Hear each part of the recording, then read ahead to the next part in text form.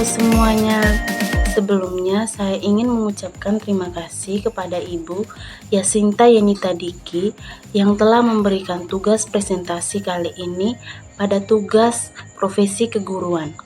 Langsung saja, kami dari kelompok Kangaranga akan mempresentasikan materi tentang Undang-Undang Profesi Guru dan Kode Etik Guru. Undang-Undang Profesi Guru yang terdapat pada Undang-Undang Republik Indonesia Nomor 14 Tahun 2005 tentang guru dan dosen. Sebelum saya membahas lebih jauh, yang perlu kita ketahui adalah apa itu guru. Secara umum, pengertian guru adalah seorang tenaga pendidik yang profesional yang mengajar suatu ilmu, membimbing, melatih, memberikan penilaian, serta melakukan kepada peserta didik. Sedangkan definisi guru adalah seorang yang telah mengartikan dirinya untuk mengajarkan suatu ilmu, mendidik, dan melatih muridnya agar memahami ilmu pengetahuan yang didasarnya tersebut.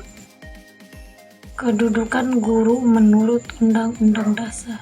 Kedudukan guru menurut Undang-Undang Dasar Pasal 2 Undang-Undang Nomor 14 Tahun 2005. Guru mempunyai kedudukan sebagai tenaga profesional pada jenjang pendidikan dasar, pendidikan menengah, dan pendidikan untuk usia dini pada jalur pendidikan formal yang diangkat sesuai dengan peraturan undang-undang. Ayat 2. Pengakuan kedudukan guru sebagai tenaga profesional sebagaimana dimaksud pada ayat 1 dibuktikan dengan sertifikat pendidik. Pasal 3 Undang-Undang Nomor 14 Tahun 2005. Yang pertama, dosen mempunyai kedudukan sebagai tenaga profesional pada jenjang pendidikan tinggi yang diangkat sesuai dengan peraturan perundang-undangan. Yang kedua, pengakuan kedudukan dosen sebagai tenaga profesional sebagaimana dimaksud dengan sertifikat pendidik.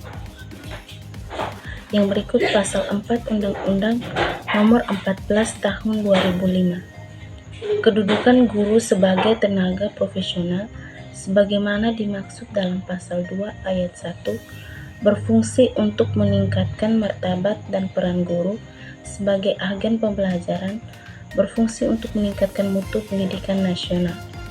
Yang berikut pasal 6 Undang-Undang Nomor 14 Tahun 2005.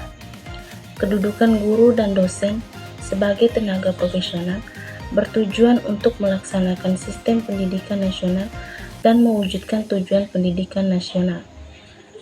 Kedudukan guru dan dosen pada pendidikan anak usia dini, jalur pendidikan formal, pada jenjang pendidikan dasar, pendidikan menengah, dan pendidikan tinggi perlu dikukuhkan dengan pemberian sertifikat pendidik. Kesimpulan, kedudukan guru adalah sebagai seorang dewasa, sebagai pengajar, pendidik, dan sebagai pegawai.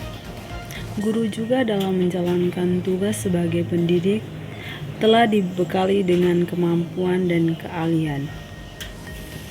Kemampuan dan keahlian guru yang sudah terdidik dan terlatih menjadikan guru memiliki kedudukan sebagai tenaga profesional, dan yang paling utama adalah kedudukan sebagai tenaga pengajar dan pendidik, yakni sebagai seorang guru.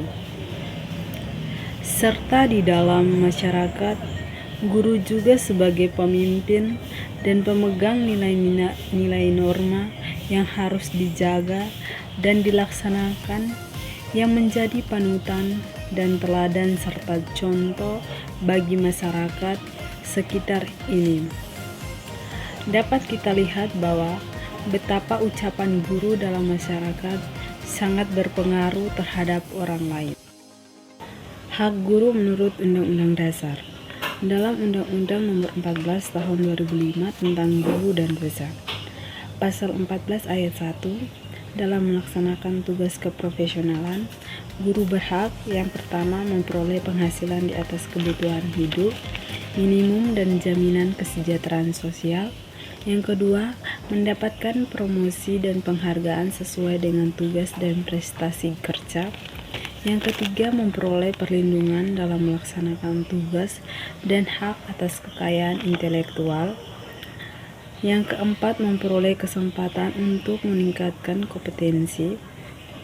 Yang kelima, memperoleh dan memanfaatkan sarana dan prasarana pembelajaran untuk menunjang kelancaran tugas keprofesionalan. Yang ketujuh, memiliki kebebasan dan memberikan penilaian dan ikut menentukan kelulusan penghargaan atau sanksi kepada peserta didik sesuai dengan kaidah pendidikan, kode etik guru, dan peraturan perundang-undangan. Yang ketujuh, memperoleh rasa aman dan jaminan keselamatan dalam melaksanakan tugas. Yang kedelapan, memiliki kebebasan untuk berserikat dalam organisasi profesi. Yang kesembilan, memiliki kesempatan untuk berperan dalam penentuan kebijakan pendidik. Yang ke-10, memperoleh pelatihan dan pengembangan profesi dalam bidang. Ayat 2. Ketentuan lebih lanjut mengenal hak guru sebagaimana dimaksud pada ayat 1 diatur dengan peraturan pemerintah. Pasal 15 ayat 1-3, penghasilan di atas kebutuhan hidup minimum sebagaimana dimaksud dalam pasal 14. Pasal 16 ayat 1-4, pemerintah memberikan tunjangan profesi sebagaimana dimaksud dalam pasal 15. Pasal 17 ayat 1-3, pemerintah dan pemerintah daerah memberikan tunjangan fungsional sebagaimana dimaksud dalam pasal 15. Pasal 18 ayat 1-4, pemerintah memberikan tunjangan khusus sebagaimana dimaksud dalam pasal 15. Pasal 19 ayat 1-3, maslahat tambahan sebagaimana dimaksud dalam pasal 15. Berikutnya, kewajiban guru dalam Undang-Undang Dasar terdapat dalam pasal 20. Yang berikutnya, tugas dan fungsi guru dalam Undang-Undang Dasar. Yang pertama, tugas guru. Undang-Undang tahun 2005, bab 4, pasal 35 ayat 1-3. Pasal 1, beban kerja guru mencakup kegiatan pokok yaitu merencanakan pembelajaran, melaksanakan pembelajaran, menilai hasil pembelajaran, membimbing dan melatih peserta didik, serta melaksanakan tugas tambahan.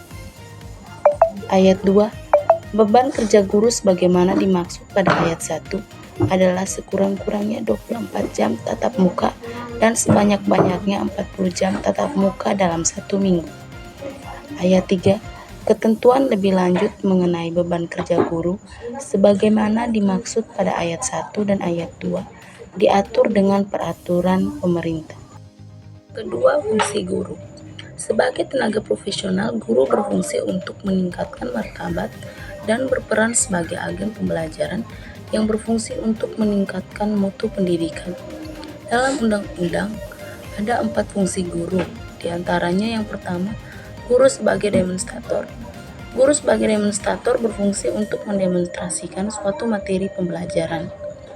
Yang kedua, guru sebagai mediator dan fasilitator. Guru sebagai mediator dan fasilitator berfungsi untuk memperagakan suatu media atau alat pembelajaran yang mendukung materi. Yang ketiga, guru sebagai evaluator. Guru sebagai evaluator berfungsi untuk mengevaluasi hasil belajar siswa. Dan yang terakhir, guru sebagai pengelola kelas. Guru sebagai pengelola kelas berfungsi untuk mengendalikan dan mengorganisasikan siswa di dalam kelas. Tadi telah dijelaskan tentang Undang-Undang Profesi Guru. Sekarang akan dijelaskan tentang Kode Etik Guru. Dalam Kode Etik Guru akan dibahas mengenai yang pertama, definisi etik, kode etik, dan kode etik guru. Yang kedua, tujuan dan fungsi kode etik guru. Dan yang terakhir, konsep dan rumusan kode etik guru Indonesia atau KEGI. Selanjutnya, definisi etik. Dalam bahasa Yunani, etik atau etika atau etos. Menurut Kamus Besar Bahasa Indonesia, etika adalah ilmu tentang apa yang baik dan apa yang buruk, dan tentang hak dan kewajiban moral atau akhlak. Kumpulan asas atau nilai yang berkenaan dengan akhlak, nilai mengenai benar dan salah yang dianut suatu golongan atau masyarakat. Tujuan kode etik guru. Menurut M. Mulyasa, tujuan kode etik yaitu yang pertama, untuk menjunjung tinggi martabat profesi. Yang kedua, untuk menjaga dan memelihara kesejahteraan para anggotanya. Yang ketiga, untuk pedoman berperilaku. Yang keempat, untuk meningkatkan pengabdian para anggota profesi. Yang kelima, untuk meningkatkan mutu profesi. Dan yang keenam, untuk meningkatkan mutu organisasi profesi. Yang berikut, fungsi kode etik guru. Menurut Ali Imron, fungsi kode etik yaitu 1. Agar guru terhindar dari penyimpangan melaksanakan tugas. Yang kedua, untuk mengatur hubungan guru dengan murid, teman sekerja, masyarakat, dan pemerintah.